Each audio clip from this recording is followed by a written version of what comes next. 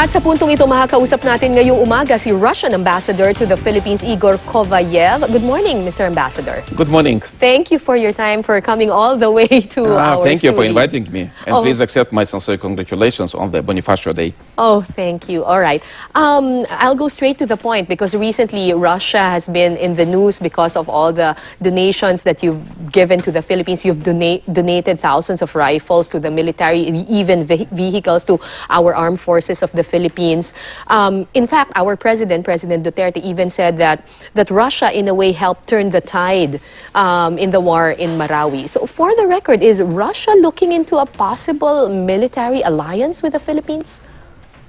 First of all, I would like to emphasize that the fight against terrorism is our common fight. My country suffered a lot from terrorism, and we fully understand that no country is able to efficiently cope with this threat on its own. We need to combine our efforts.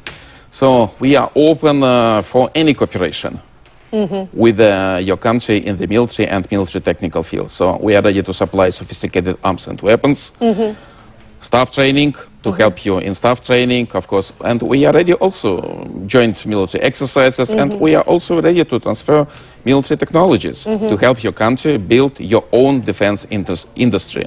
So it means that we have long-term strategic interests. We have to build a long-term partnership with your country. I think it's a very responsible policy.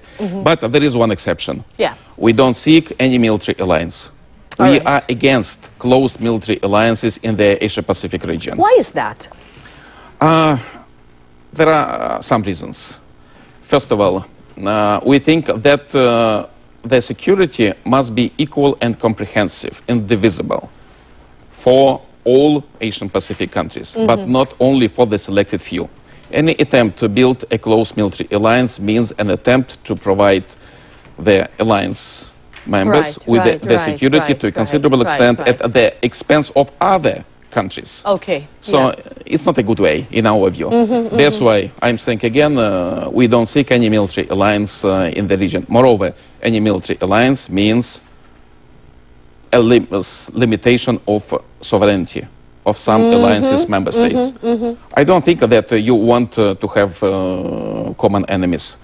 If, for example, enemies of your traditional ally can become your own enemies, I don't think that you would welcome that. So it's okay that the Philippines has an alliance with the United States, a military. That's your sovereign right. Yeah. We don't make any comments on that. But as far as Russia is concerned, this is help towards one common goal, which is anti-terrorism. Yes, definitely. And we are ready to help your country to substantially increase your defense capabilities. But no military alliance, I'm saying again. Okay, but we've seen that compared to other years, this year under President Duterte, the ties, bilateral ties between Russia and the Philippines has become stronger.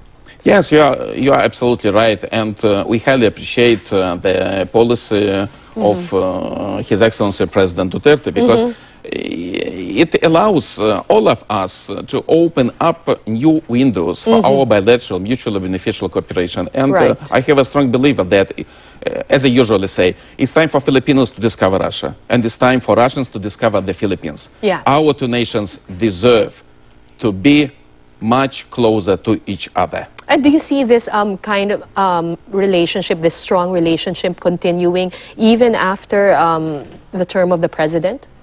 I think to a considerable extent it depends on all of us.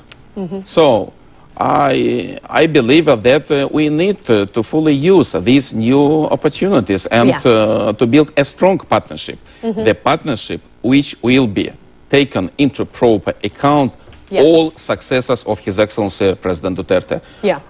I'm saying again, I have a strong belief it's in full compliance with the strategic interests of our two nations, and it will also contribute to the regional peace, stability, and sustainable development. Speaking of partnership, well, we looked at our research, and right now, when it comes to trade between the Philippines and Russia is not that vibrant. But do you see this becoming more active in the future? Yes, yes. Unfortunately, you are right again in this respect. Of course, the statistic figures of our trade volume are not really impressive. I would say so.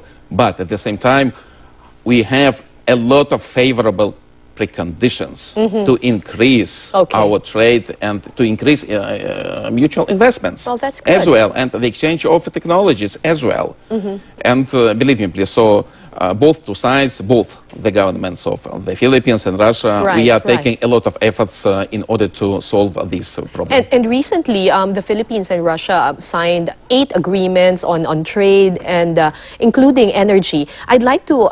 it just confirms what I have just said. Correct. So I'd like to focus on energy. We know that Russia is leading in when it comes to nuclear energy, and Russia has pledged to help the Philippines develop our nuclear energy here. What exactly are Russia's commitments, or what can we expect from Russia when it comes to developing nuclear energy in the country?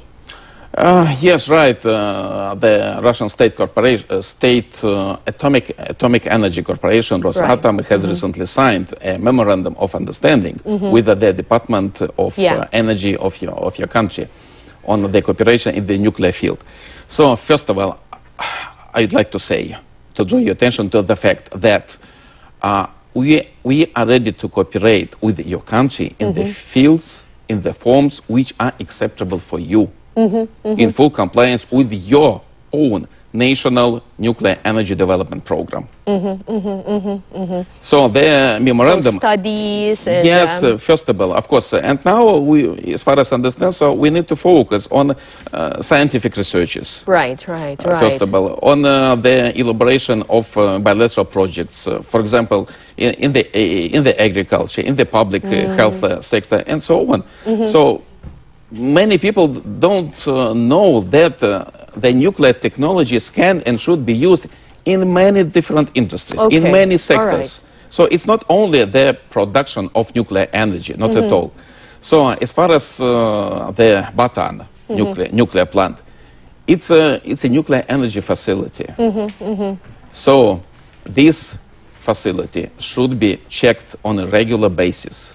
Right. And that's why we are ready to help our Philippine partners to assess the current state of these nuclear facilities. Well, another concern of Filipinos when it comes to nuclear energy, aside from safety, is nuclear waste disposal. Is Russia also willing to help the Philippines? Yes, of course. We have the most sophisticated technologies in this field, and I'm saying again, so we are ready to consider any request of our Philippine partners, including this one. That's good news. We are ready for discussion. All right. As your reliable partners.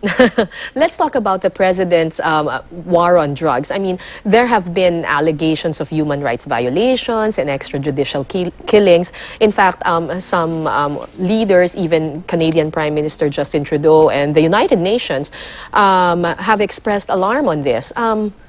Does Russia share these views? As a foreign diplomat, I always refrain from any comments on your domestic developments. Okay.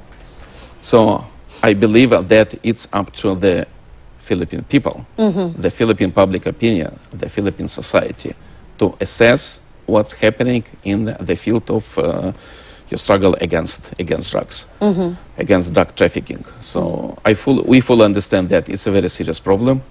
Such a problem also exists in my country, in Russia. We are ready to combine our efforts with our Philippine partners in the struggle against illicit drug trafficking. But please don't expect from me any comments on your domestic development, simply because, as a Russian diplomat, I deeply respect your sovereignty. All right. Moving on to another topic. And one more remark. We sincerely wish His Excellency President Duterte and his administration, all Filipinos, to be successful in this struggle against drug trafficking. So you support, I mean, you will not meddle into the affairs of how... Yes, right. Yeah. We will not meddle into your domestic affairs. And I can add also that we believe that the Philippine public opinion is able, and your judicial system is able to assess all possible violations in this field. Right. If it's true, of course. Yeah. But please don't expect any comments from us. Of course. Okay. One final question. There is a persistent threat from North Korea. How do you think should this situation be handled? There is only one way to solve this crisis. Of course, I agree with you. It's a threat to all of us. Correct. Not just to one region. And my country is not a kind of advocate of the North Korean political regime. But there is only one way to solve political disputes. To sit down together and to start talking. The mankind didn't invent anything better in this respect. So recently, the Russian side announced a program how to get out of this crisis. So the first two steps should be as follows. The North Korea should stop all drills, all missile launches. Missile launches, yeah. And the United States and its allies should stop large-scale military drills. And after that, all interested parties should restart talking. But there should be action first. We don't see any alternative. No military solution. Any attempt to use force, it will be a complete disaster for the whole region, for all of us.